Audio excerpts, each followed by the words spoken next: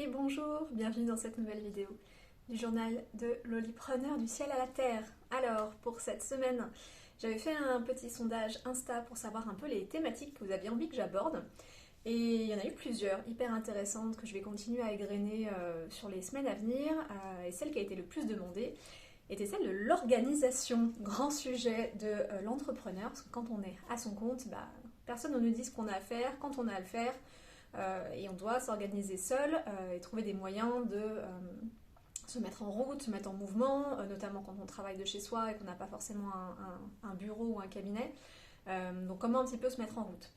Après, c'est une vaste question, l'organisation qui peut prendre différents niveaux, l'organisation administrative, l'organisation de projet, le lancement d'une nouvelle offre, l'organisation d'un planning de consultation, enfin voilà, il peut y avoir beaucoup de choses. Je vais essayer d'être assez généraliste pour pouvoir tirer des grandes lignes. C'est quoi l'organisation, comment la mettre en place, qu'est-ce qui est sous-tendu en fait avec derrière ce problème à s'organiser. Donc déjà, comme à mon habitude, je suis bien désolée, je n'aurai aucune recette toute faite, je n'aurai aucune solution magique, je n'aurai aucune façon de s'organiser qui fonctionnera pour tout le monde tout le temps. Nous sommes toutes et tous des personnes différentes, avec des besoins différents, avec une énergie différente, dans un stade de notre entreprise qui est différent, donc nos solutions sont différentes. Cependant, j'avais envie un petit peu de essayer de creuser sur c'est quoi ces problèmes d'organisation dans le fond, qu'est-ce qu'elles veulent dire et qu'est-ce qui est sous-tendu. Déjà, je trouve qu'il y a quelque chose d'assez fort sur l'organisation, c'est que c'est très très mal perçu. C'est pas du tout une qualité ou quelque chose qu'on met en avant, de dire je suis quelqu'un d'organisé. C'est pas très sexy, c'est pas très reconnu, être créatif, être intuitif, aller avec le flow de la vie et se laisser porter par les opportunités. Ça a un petit goût de... ça a l'air d'être chouette. Être organisé, structuré, prévoyant, anticipé, ça a l'air d'être moins sympa comme ça. Et je crois que c'est vraiment un peu le fond du sujet de qu'est-ce qu'on met derrière le mot organisation. L'organisation peut être perçue comme une forme de contrôle. J'organise ma journée, je sais de quoi elle va être composée, donc finalement c'est un peu ennuyeux. C'est un petit peu... je coupe le flot de créativité et je sais que je vais faire ça à tel moment, je mets les choses dans des petites cases et donc je me restreins quelque part derrière ce qu'on peut mettre derrière ce mot organisation. Mais s'il y a le mot organisation et le mot contrôle, c'est bien pour quelque chose, c'est pas la même chose. C'est pas une... S'organiser n'est pas gravé dans le marbre. C'est pas dire ça doit se passer comme ça et si ça ne se passe pas comme ça, j'ai réussi ou j'ai échoué. Parce que finalement, qu'est-ce qu'il y a derrière le fait de ne pas être organisé? C'est avoir cette impression d'échouer, de ne pas y arriver, de ne pas avoir rempli ses objectifs. Donc on est encore dans une forme de culpabilité et de jugement envers soi-même. Et si l'organisation était un moyen, était une façon de pouvoir atteindre ses objectifs, était une structure qu'on met en place mais qui peut bouger, qui peut continuer à être organique, il n'y a pas besoin de mettre forcément la rigidité derrière l'organisation. C'est en fait ce qui est sous-entendu pour moi derrière organisation, c'est le mot discipline. Discipline, encore pire que contrôle. Être discipliné, donc dompter son aspect sauvage, tous les souvenirs de l'enfance qui peuvent revenir. Et en fait, discipline pour moi, ça a été... dans mon trajet, la discipline, c'est ce qui m'a permis d'évoluer. Parce que si on se laisse toujours porter par « je laisse faire », en fait, on n'est plus souverain et souveraine de ce qu'on est en train de réaliser. La discipline, c'est ce qui nous demande de faire attention à ce qu'on mange, de se mettre en mouvement quand on n'a pas envie, se mettre en mouvement et d'avoir une pratique physique qui nous permet justement de sortir de la léthargie. La discipline, c'est ce qui permet aux plus grands artistes d'être des grands artistes. C'est du travail, c'est de l'engagement, c'est ce qui permet d'acquérir de la connaissance, d'être plus proche de ce qu'on a envie d'être et de faire. Donc, j'ai envie de remettre un petit coup de sexy au mot discipline pour en fait montrer que c'est par ce biais que l'on arrive à atteindre nos rêves. J'ai envie de découvrir le monde. Si j'achète pas un billet d'avion, il se passera rien. Je pourrais continuer à être sur mon canapé en disant moi dans la vie j'ai envie de découvrir le monde et j'ai envie de faire le tour du monde. si j'ai pas acheté un billet d'avion, mis de l'argent de côté et organisé mon temps pour avoir des congés pour pouvoir le faire, je continuerai à être une personne qui rêve sur son canapé de voyager le monde, mais je ne l'aurais pas fait. C'est la discipline et l'organisation qui me permettent d'aller vers cet objectif-là. Et vraiment, pour moi, c'est ce moyen, c'est cette passerelle qui nous permet de mettre dans la matière. Donc, je vais vous parler de quelque chose dont je parle moins souvent que de sa polarité, c'est notre énergie du masculin. Aller contacter l'organisation en soi, la structure et le fait de se mettre en action vers ses objectifs, c'est contacter son énergie masculine, divine à l'intérieur de nous-mêmes. Et oui, un masculin sain, un masculin sacré, un masculin qui nous permet d'exister dans la matière. Et l'organisation, elle nous propose ça. C'est si je reste toujours dans mon féminin, dans mes capacités intuitives, réceptives, que j'attends que les choses se fassent. Bien sûr, c'est nécessaire. La réceptivité, notamment moi, je vous en parle suffisamment et je sais que c'est absolument essentiel, mais ça ne peut pas exister s'il n'y a pas une coupe pour pouvoir la recevoir, cette réceptivité-là.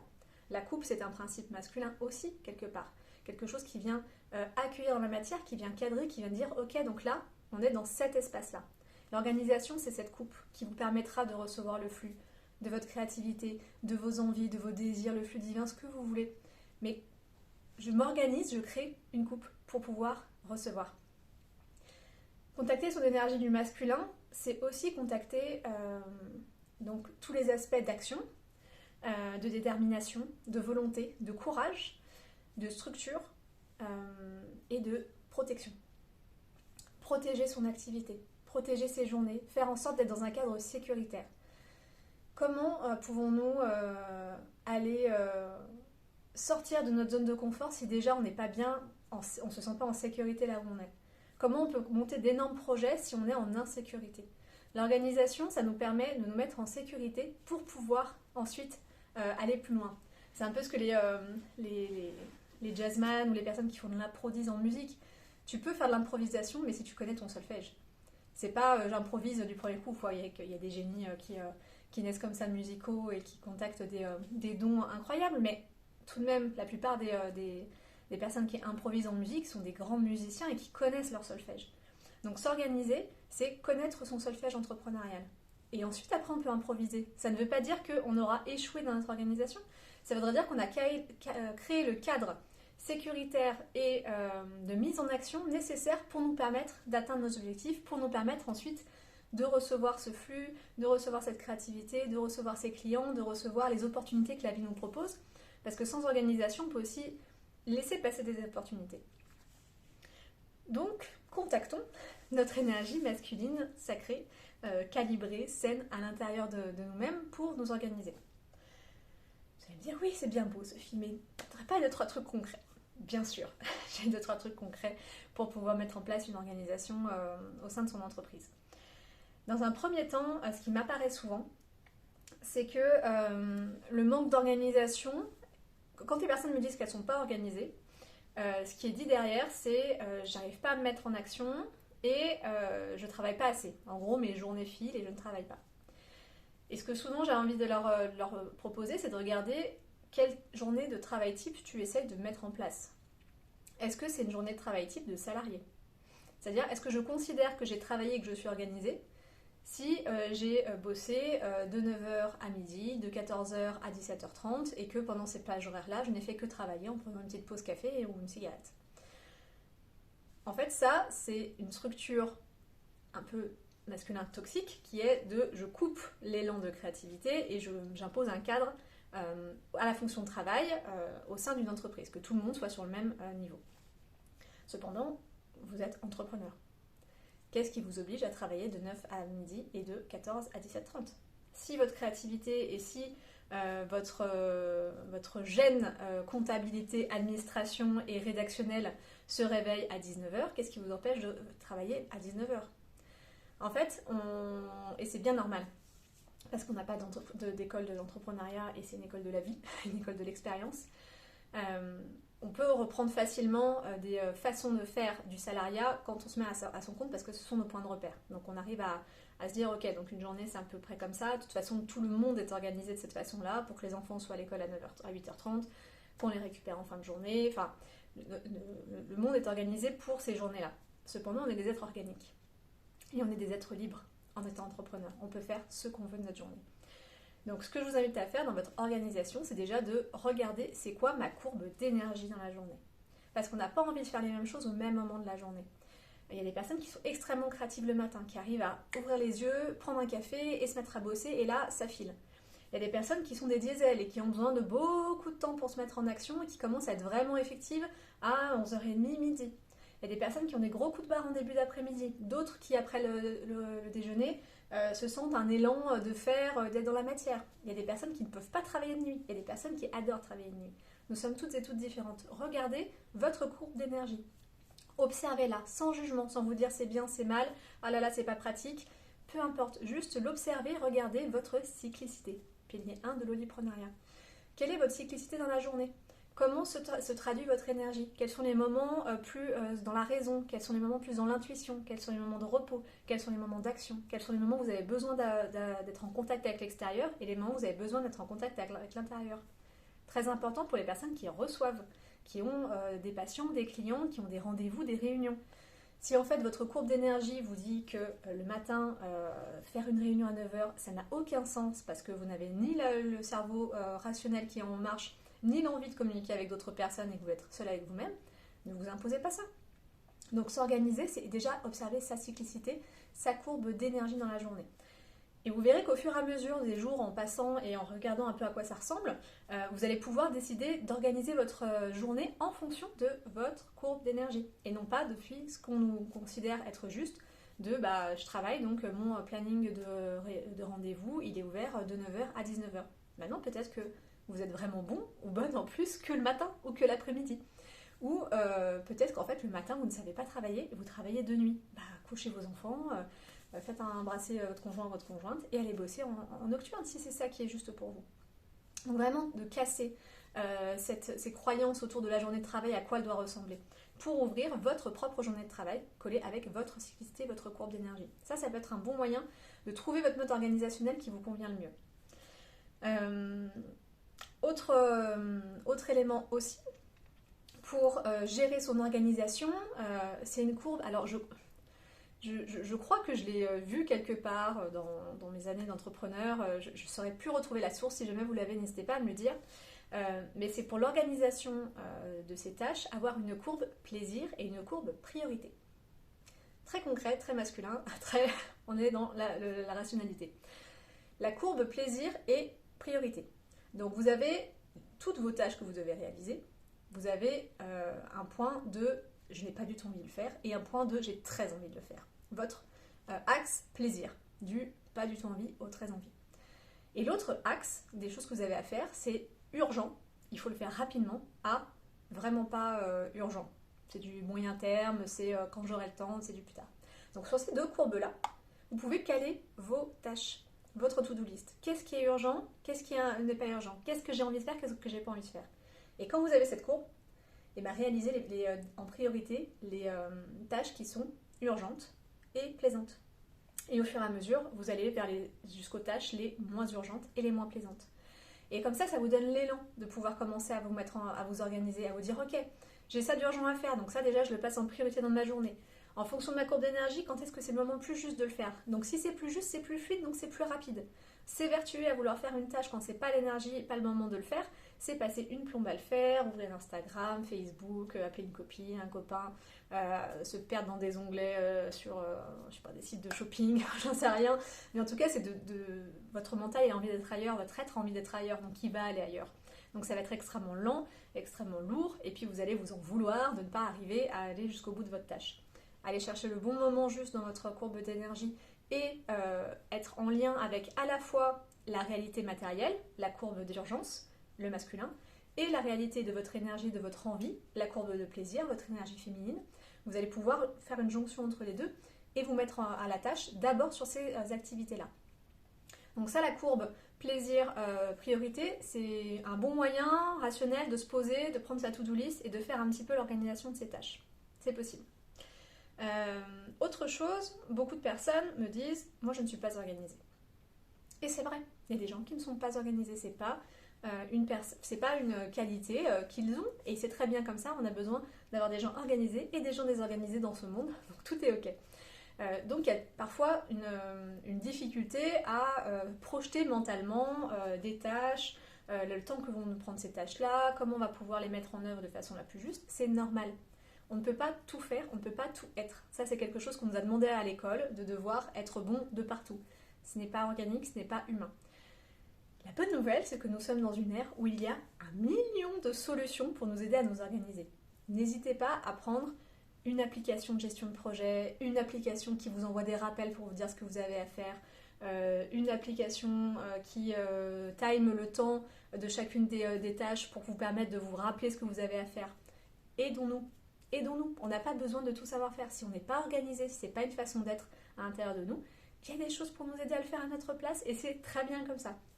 Donc moi par exemple, pour vous donner ce que j'utilise, ce que j'utilise aujourd'hui, mais j'ai testé plein de choses. Parfois vous allez commencer une application, vous allez la paramétrer, ça va vous prendre du temps, c'est vrai. Et après à la fin vous allez vous rendre compte que ça ne correspond pas à votre besoin. C'est pas grave, vous arrêtez, souvent il y a des mois d'essai gratuits, vous en essayez une autre jusqu'à trouver votre façon de faire.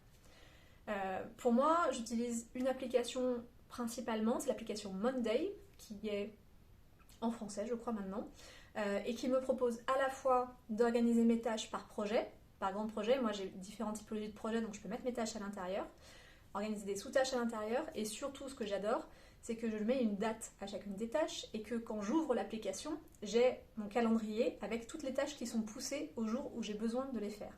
Donc c'est très facile de ouvrir, voilà, ce matin, j'ouvre mon Monday et je vois lundi ce que j'avais prévu de faire. Si jamais je me rends compte que j'ai pas le temps parce que ça a bougé, eh ben je décale de plusieurs jours et la tâche me sera reproposée plus tard. Charge mentale, 0, vu que c'est l'application qui le fait. Donc, étant moi-même quelqu'un d'organisé, j'utilise ce type d'application et j'en suis très heureuse. Je sais aussi qu'il y a Notion qui existe, je ne sais pas s'il est en anglais, qui est extrêmement paramétrable. J'avais utilisé Asana aussi, qui était pas mal, mais qui me manquait ce côté calendrier que j'aime beaucoup. Vous pouvez utiliser un Evernote, il y a plein de choses qui existent, donc vraiment n'hésitez pas à explorer ces outils-là. Si vous n'êtes pas organisé, d'autres sauront le faire, soit de prendre une application, soit d'embaucher quelqu'un. Il y a un moment, si c'est possible, dans le champ du possible pour vous, ou alors de faire un troc avec un ami ou une amie qui est très organisé, et de se dire, voilà, moi je peux t'apporter ça, est-ce que tu peux m'aider à structurer ce projet, à prendre un peu de recul sur cette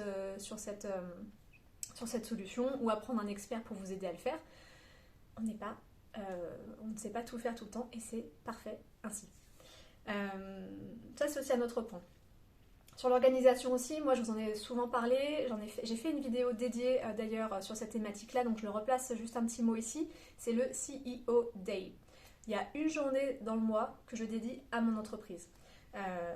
Souvent c'est le dernier jour du mois pour pouvoir faire toute ma comptabilité du mois et pour pouvoir prévoir le mois à venir. Le CEO Day, c'est un temps sacré. C'est un temps en conscience, c'est pas un temps bâclé, c'est un temps suspendu où il y a un moment où on prend un pas de recul et on va aller chercher de l'information et de la connexion de qualité avec son entreprise. Donc c'est un temps où je vais faire mes achats, mes factures, vérifier les paiements, vérifier mes abonnements, enfin vraiment faire tout le tour de l'administratif. Et comme il est ritualisé une fois par mois, je ne me retrouve pas avec un monceau énorme de tâches administratives à faire en une seule fois. Je vais le faire un petit peu chaque mois. Donc ça va me permettre de muscler ce rapport administratif et de ne pas me repousser l'échéance jusqu'à me retrouver avec quelque chose vraiment de très compliqué à gérer.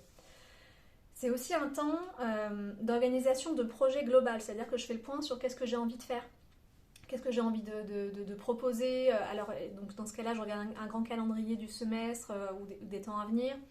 Et je vais mettre les jours de vacances scolaires parce que j'ai un enfant, les jours de garde parce que je suis en maman solo, je vais regarder qu'est-ce qui est déjà prévu, peut-être des déplacements, des week-ends, pour voir un petit peu comment le temps est déjà plein de moi, de ma vie à moi, et de voir qu'est-ce qui serait juste de placer comme activité, est-ce que c'est réaliste, est-ce que c'est pas réaliste, Est-ce qu'un projet de cette envergure c'est ok, quel temps je vais avoir à louer dans les temps à venir, enfin voilà, de faire un petit pas de recul sur un semestre, vraiment prendre de la hauteur ou un trimestre et regarder comment ça va se positionner. Donc ce temps-là, le CEO Day, c'est vraiment un temps d'organisation que je chéris, que je fais souvent en extérieur. Je vais en centre-ville de Lyon, dans un café, je m'offre un repas, un bon chai latte. Ou si je suis chez moi, il va y avoir de la musique, de l'encens, des bougies, peut-être un tirage de cartes. Enfin, je fais en sorte que ce soit un moment de conscience et non pas un moment qui est bâclé. C'est tellement, tellement important d'être en lien avec la réalité de sa boîte et ne pas se faire des illusions ou alors de créer une difficulté là où il ne pourrait ne pas y en avoir si on la traitait au fur et à mesure. CEO Day, autre point. Et puis voilà ce que je peux vous dire sur l'organisation. Essayez des choses, vraiment activez votre masculin en disant c'est pas grave si j'échoue, c'est pas grave si ça marche pas, c'est pas grave si je suis pas arrivée au bout de mes objectifs. C'est le processus en fait, vous êtes en train de muscler quelque chose à l'intérieur de vous, ça demande du temps, ça demande de l'entraînement, de savoir s'organiser si c'est pas quelque chose qui nous parle ou si on est jeune entrepreneur et qu'on n'a jamais vécu ça. On a besoin d'un temps pour se faire les crocs en fait. On ne demande pas à un enfant de savoir marcher tout de suite et de connaître sa table de multiplication. On fait au fur et à mesure les choses, c'est bien normal. Donc vraiment se dire je vais trouver mon mode d'organisation, c'est ok que ça prenne du temps, c'est ok que je fasse des allers-retours, c'est ok que parfois mes objectifs ne soient pas tenus. Et puis moi une petite phrase peut-être pour conclure qui a changé ma vie, life changing, la to-do list n'a pas de fin. La to-do list n'a pas de fin. Il y aura toujours quelque chose à faire. Donc courir et s'en vouloir et culpabiliser et porter une charge mentale lourde de se dire je n'ai pas fini ma to-do list, c'est irréaliste. Il y aura toujours quelque chose à faire. Toujours. Donc on peut soit se faire une plus petite to-do list, soit se féliciter de ce qui a déjà été fait, parce que c'est fait, et regarder le plein plutôt que regarder le manque, regarder ce qui a été réalisé plutôt que regarder ce qui en reste encore à faire. C'est demain, c'est le futur, ça n'existe pas encore, instant présent. Donc vraiment la to-do list n'a pas de fin. Moi ça m'a créé vraiment une grande relief, en anglais, une grande libération, apaisement à l'intérieur de moi, de me dire ok mais en fait j'arriverai jamais au bout, donc je suis dans un monde limité où j'ai un corps limité et je ne suis pas Wonder Woman, donc je fais ce que je peux et c'est bien suffisant. Voilà pour cette vidéo sur l'organisation en conscience. J'espère que ça vous a parlé. N'hésitez pas à me poser vos questions dessous, vos difficultés organisationnelles si elles sont plus précises que ça, parce que ça pourra me permettre peut-être de le traiter dans une autre vidéo, vous répondre en commentaire. L'organisation, c'est aussi un sujet qu'on va traiter dans Stellium, l'accompagnement en cercle qui débute le 20 février. Un tout petit cercle très intime d'accompagnement collectif en entrepreneuriat que je vous propose et on va aller regarder justement votre mode d'organisation pour que ce soit le plus organique, le plus conscient et le plus fluide pour vous. Voilà, je vous souhaite une très très belle journée et je vous dis à bientôt.